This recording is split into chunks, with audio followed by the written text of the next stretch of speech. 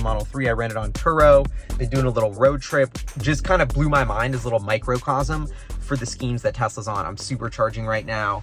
Got, a while still to go. Listening to the BG2 podcast nonstop on repeat, thinking about Elon on the conference call, licensing out this technology to other automakers, basically FOMOing them into it. This trip usually takes me 6 hours on the bus. It stops a couple times from New York City to go visit my Grammy. But now I just rented a car and did it in 5 hours in the Tesla. It's actually like a 4-hour drive, but including supercharging, it's more like 5.5. So it's less time. The bus is $100 each way.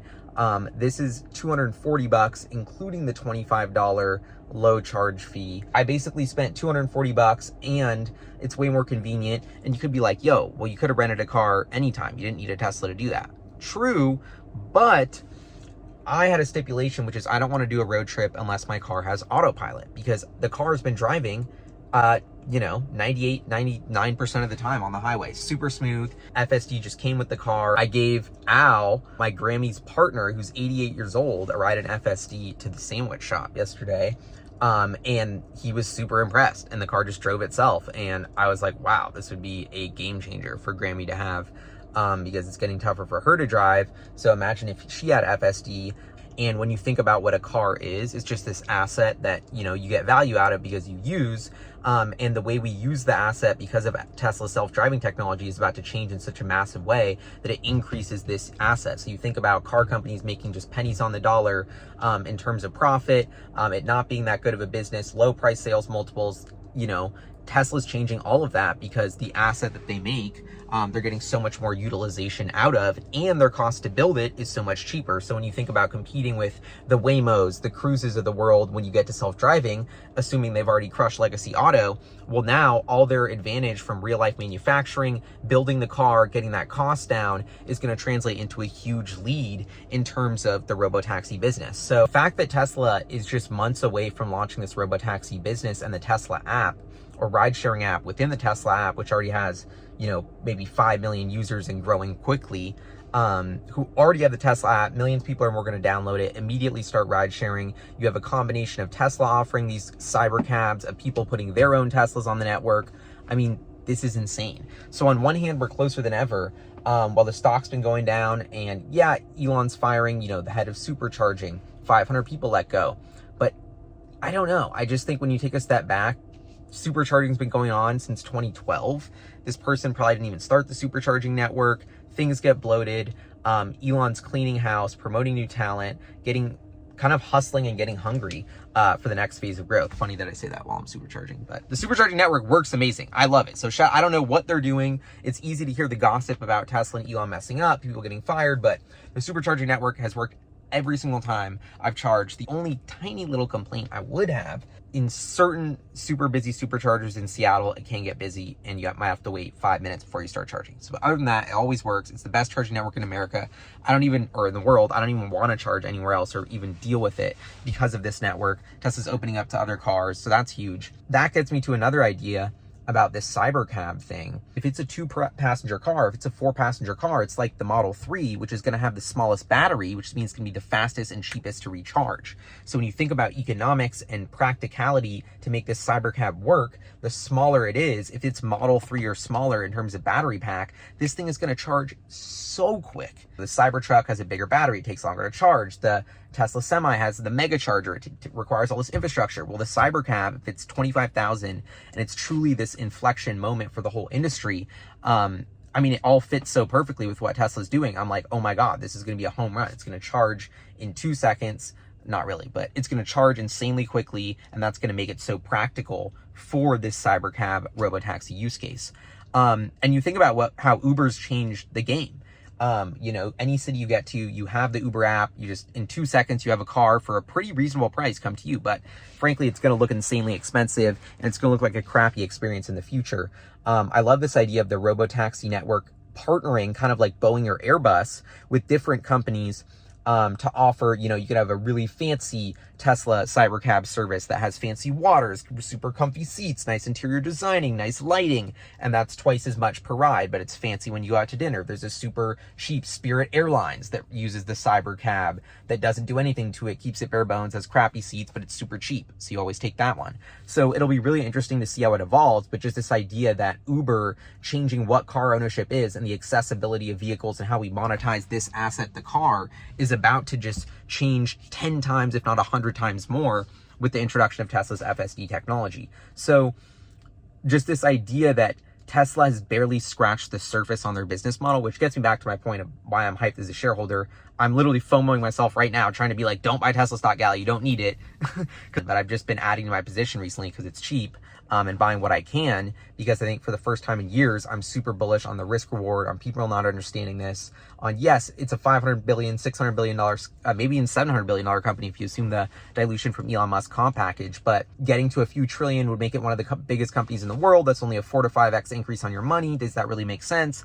But then it's like, yo, this change is so big. I can feel it. Like me being in this car, it driving itself, listening to the BG2 podcast about how Tesla is solving FSD, this new neural net model, pixels in, just requiring a ton of video, controls out into the vehicle, me taking the car instead of the bus, and it doesn't even have full self-driving, and I'm already choosing to buy the Tesla because of autopilot instead of taking a bus. It's already changing my transportation methods. The Cybercab, they come up with this incredible piece of technology. Then it all boils down to how fast can you build these things? Because people are going to want tens of millions of these things potentially. So how do you actually build tons of millions? Well, Tesla has the most expertise of any company of ramping the production in-house of a vehicle.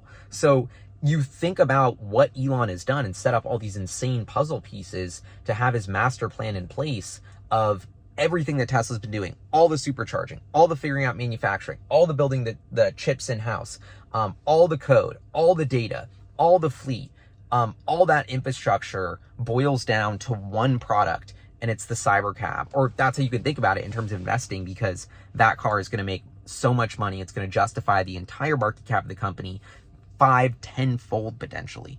And it's just hard to quantify this change because you can't. But I don't know. It's one thing to think about the change of the Cybercab and what Tesla's doing with robotaxis. It's another to think about how society's going to change. Such a big, powerful shift in how we move around cities, and the cost to move around cities, and the energy required to move around cities, and the emissions required to move around cities.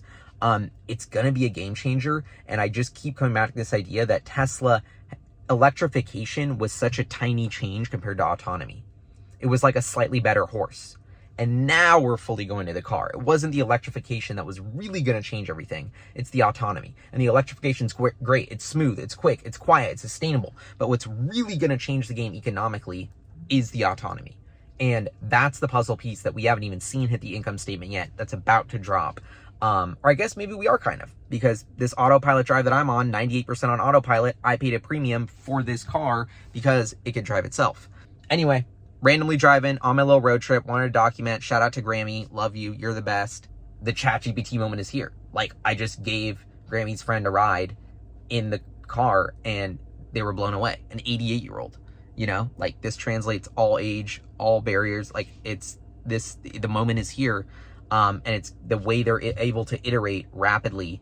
And you think about what it would take for another company to get here, millions of cars, all the data, all the chips, all the supercharging, it's insane, all the manufacturing, it's insane. It's going to take a decade for somebody to catch up. Tesla's going to have a decade run of one of the most profitable moments we've ever seen in capitalism. Tesla's going to have a decade run of billions and billions of dollars of profits. It's going to be like Apple in the, 2010s Cybercab scales. We could be looking at hundreds of billions in earnings and profits, a decade of just monopolistic like domination and profits of an autonomous robotaxi service that justifies 5-10 trillion in market cap. And it's all seems closer than ever, and I'm living it, and the car literally drives itself, and it's already here, and it's already happening, and I'm already doing it. It's just the world hasn't woken up, and it hasn't really fully rolled out yet. So that is the risk. I will say there is risk. Does Tesla have an autonomous car on the road like Waymo that's fully self-driving? No. Have they even applied to get the permits necessary and work with the right governments to fully launch a service where they get paid for a Cybercab that drives itself autonomously, where the insurance is figured out? No. We need to figure that out. So I'm still waiting on the details. On one hand, yes, I'm skeptical. I want to rein in my, skepticism. On the other hand, FSD and autopilot are already good enough to where I'm paying a premium for them to use them on my road trip, disrupting the bus. Sustainable, so much better experience. It's already happening. It's already adding value. On the other hand, we could be years away from this generating, actually being to the moment where a fully self-driving Tesla, you can call with the app in your city. It'll pick you up. It'll be cheap. It'll be smooth. That holy grail aha moment still could be a couple years away. So I don't know. And we may never get there, technically. I'm not, as much as Elon says if he gets kidnapped by aliens, that it'll still happen. Then, also, it's funny because I tweeted that, in my last video. I posted it to X, and Elon's basically replied, quote, yeah, to my last video about full self-driving and the BG2 podcast. So I thought that was kind of funny. So shout out Elon. Thanks for listening to my rant. I'm praying that I'm going to be able to figure out how to get invited to this robotaxi event. The FOMO's pumping. It's going to be crazy. Anyway, see you all next time. HyperChange, reporting live from the Turo 2022 Model 3 Supercharging. Peace.